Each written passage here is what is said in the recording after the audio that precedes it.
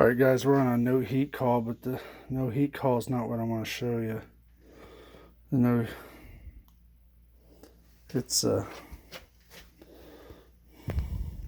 all this.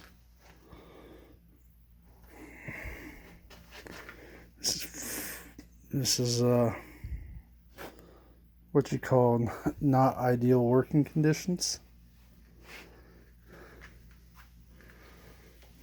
Not ideal at all.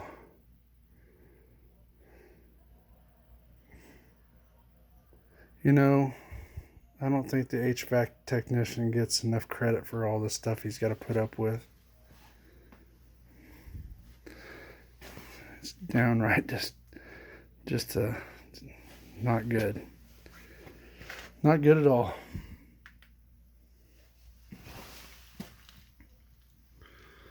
Not good. Thanks for watching, guys. Stay safe out there.